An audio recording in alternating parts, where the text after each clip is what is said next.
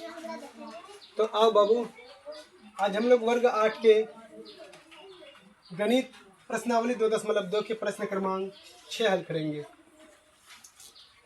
प्रश्न आपको कह रहा है कि बिल्लू के पास 1 रुपया, 2 रुपया एवं 5 रुपया के कुल 160 सिक्के हैं, ठीक, जिसका कुल मूल्य 300 रुपया है। यदि 2 रुपया के सिक्कों की संख्या 5 रुपया वाले सिक्कों की संख्या की तिगुनी है, तो उसके पास प्रत्येक प्रकार के कितने सिक्के हैं? ठीक है, यानी कि बिल्लू नाम का एक आदमी है, उसके पास 1 रुपया के सिक्का, 2 रुपया के सिक्का और 5 रुपया के सिक्का, ये तीनों प्रकार के सिक्के हैं। कुल सिक्का 160 है, कुल 160 सिक्के हैं, ठीक।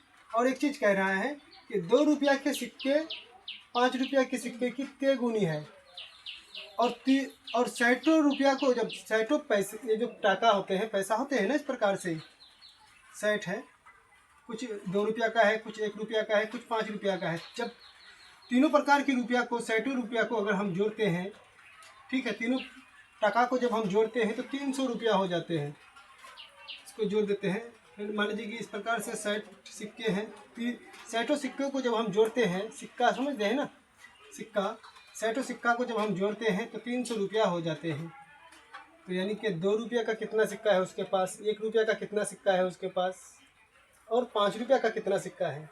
हमें किसी भी सिक्का का संख्या हमको पता नहीं है, न 2 रुपया का सिक्का का संख्या पता है, न 5 रुपया वाले सिक्कों का संख्या पता है, न 1 रुपया वाले सिक्कों की संख्या पता है। तो इस परिस्थिति में हम बाबू मानेंगे, मानना पड़ेगा कुछ भी, ठीक है। तो हम लोग मानते हैं पहला, ठीक है। चलो हल लिखते हैं। माना कि 5 रुपया वाले सिक्कों की संख्या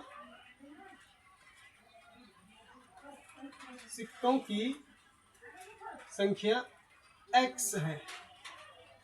5 रुपया वाले सिक्कों की संख्या को हम x मान लिए। 2 रुपया वाले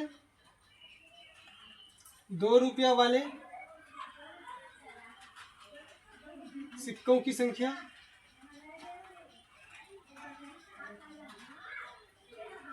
कितना मानेंगे? देखो क्या कह रहा है, 2 रुपया वाले सिक्कों की संख्या 5 रुपया वाले सिक्कों की संख्या की तिगुनी है, तो 3x मान लेंगे। 3x, जब 5 रुपया वाले x तो 2 रुपया वाले 3x होगा, क्योंकि इसकी 3 गुनी है 5 रुपया की, इसलिए 3 गुना हो जाएंगे, 3x हो जाएंगे, ठीक। अब 1 रुपया वाले तथा 1 रुपया वाले सिक्कों की संख्या,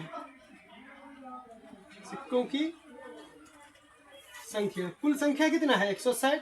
160 में दोनों को घटा देंगे जोड़ करके, तो 1 रुपया वाला निकल जाएगा ना। जब 5 रुपया और 2 रुपया वाले सिक्का को जोड़ दो और कुल सिक्कों में दोनों को घटा दो, तो 1 रुपया वाला निकलेगा कि नहीं? निकलेंगे, बिल्कुल निकल जाएंगे।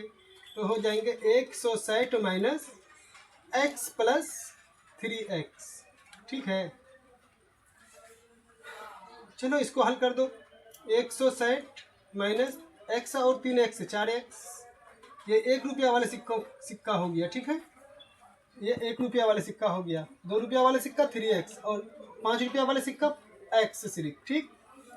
अब हम यहाँ एक काम करते हैं, तीनों प्रकार के सिक्कों को जब जोड़ दिया जाता है तो 300 रुपया हो जाते हैं। तो तीनों प्रकार के सिक्कों को हम जोड़ देते हैं, है ना। 1 रुपया वाले सिक्का प्लस 2 रुपया वाले सिक्का प्लस 5 रुपया वाले सिक्का। जब तीनों प्रकार के सिक्कों को हम जोड़ देते हैं तो मेरा 300 रुपया हो जाते हैं। कितना रुपया? 300 रुपया। जो प्रश्न कह रहा है, प्रश्न के अनुसार यहाँ लिख दो बाबू, प्रश्न अनुसार, ठीक। प्रश्न के अनुसार, जो प्रश्न कह रहा है उसी के अनुसार हम इसको हल करेंगे, ठीक है।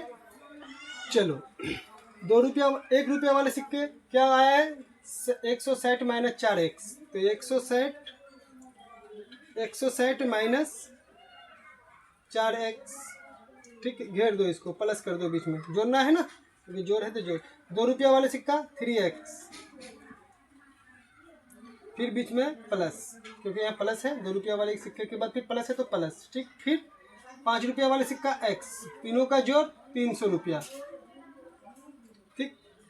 1 रुपया वाले सिक्का है ये 1 रुपया वाले सिक्का है, तो इसलिए इसके साथ 1 से गुना कर देंगे। ये 2 रुपया वाले सिक्का 3x है, तो इसके साथ 2 से गुना कर देंगे। ये 5 रुपया वाले सिक्का को हमने x माने हैं, तो इसलिए इसके साथ 5 से गुना कर देना है, ठीक है।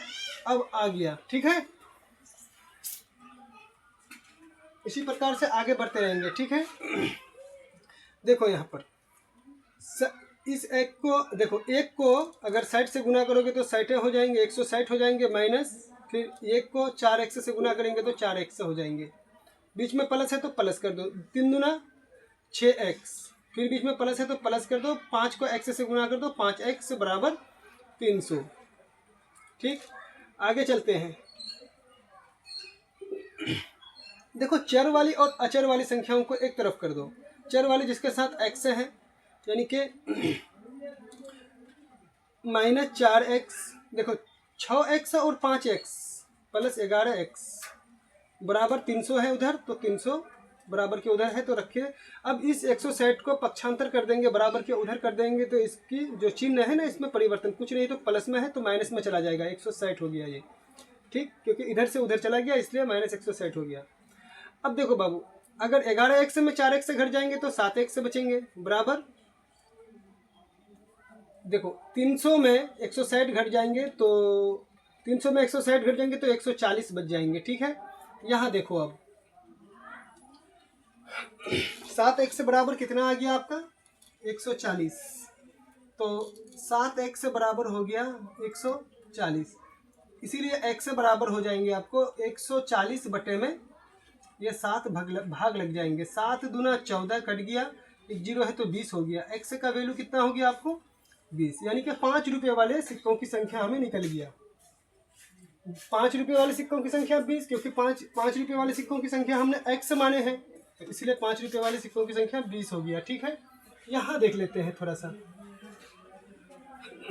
1 रुपये वाले सिक्कों की संख्या